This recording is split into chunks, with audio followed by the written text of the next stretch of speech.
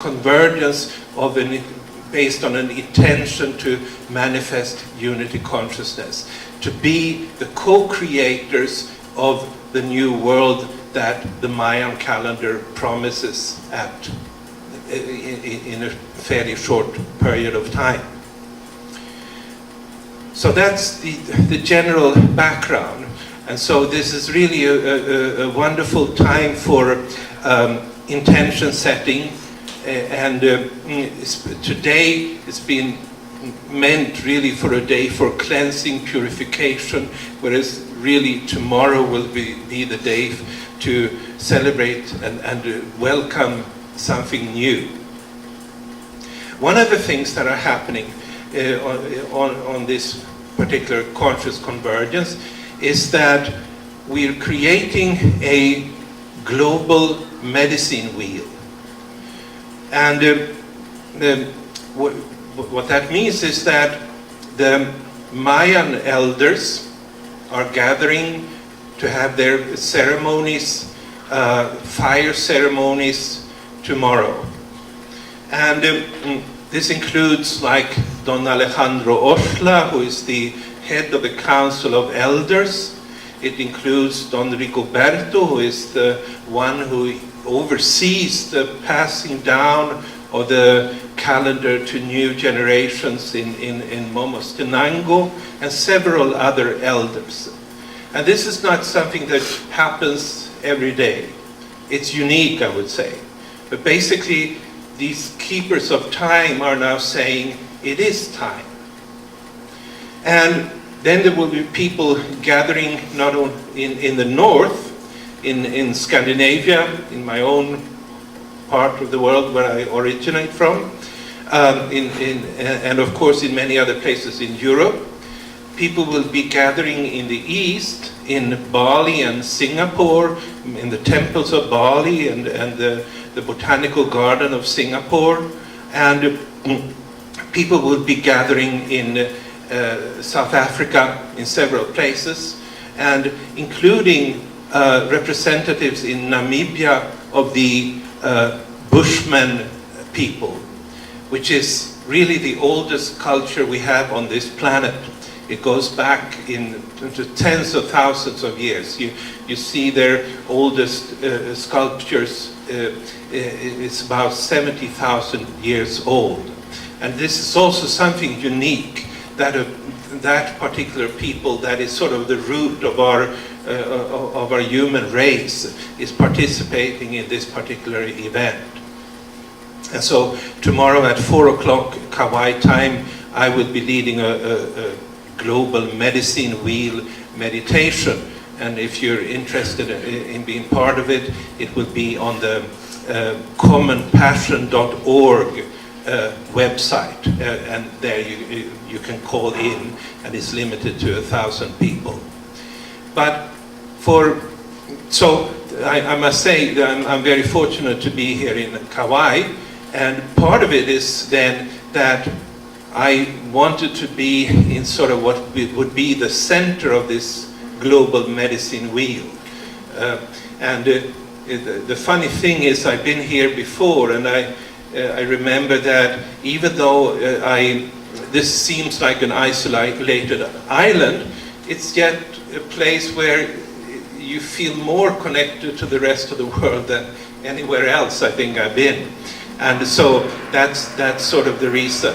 And in my world, in my way of thinking, the Hawaiian Islands, they represent the eyes of the planet. There is like a left brain half and a right brain half of the planet, the western and the eastern hemisphere. And the eyes would then come in these particular island. And so this is a place for visions to be born and to be nurtured. And well, I think with that, I just want to thank you all for being here, and I'm very grateful to be here myself. Have to share about unity. I asked them earlier about a message about unity and what they would share with us. The Star Elders are what the Maya people call the Invisible Council, and they've been my guide since I was a child. So I slip up and call them buddies, and if I say buddies, I'm talking about the Star Elders.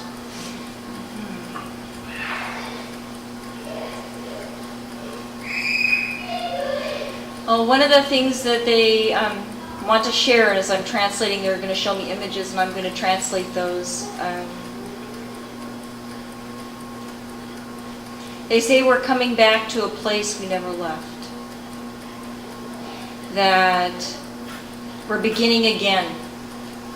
But we're not beginning in the same place that we never left, but a step higher. Does that make sense?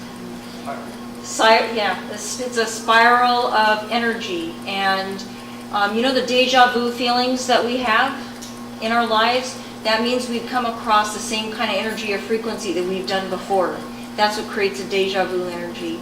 Well, now we're experiencing these huge, massive deja vu energies because we are crossing over exactly the same energy that we were living in at the time of paradise, just at the beginning of the cycle of this huge, massive mind cycle that is now culminating. But the interesting thing is what we have to create from this point on now is a step higher up. And this is on our shoulders now. The ancestors, the ones that have brought us this far with their knowledge and their wisdom, and the spirits and the guardians and all the beings that have been here to help us are all sitting waiting for us to take the reins of this cycle and move it and the next level up. It's like a spiral. You go around and you come back to the place you started, but you're an evolutionary notch up. Even Joshua said, what I've done you can do also in greater things. But he never bothered to tell us what those greater things were. You know, and let's see, he walked on water, raised the dead, and made the blind to see, and these are pretty fascinating things, and he's saying we can do greater things than that. And I think those greater things are the place where we all come together again as one people and raise this planet and go through this shift of an age in physical form, in our bodies, together, united, and raise the whole place up in a way that never has been done before. There's been trial runs on this evolution. There's been trial runs on these shifts, and we all have some not so pleasant memories of those times where we didn't quite make it, like at the fall of Atlantis. But this one, the Star Elders tell me over and over again that we will be successful. They see that the energy is conducive for that. We've had our practice runs, our dress rehearsals, so to speak. This time we do it. And I can tell Kauai is such a wonderful place because I don't feel fear in you. And yet the rest of the world is so amazingly fearful right now. And I come here and I don't see any fear in any of your eyes. I don't hear it coming out of your mouths. And I really do believe that there's a reason why so many people were attracted, and why even I and Carl and so many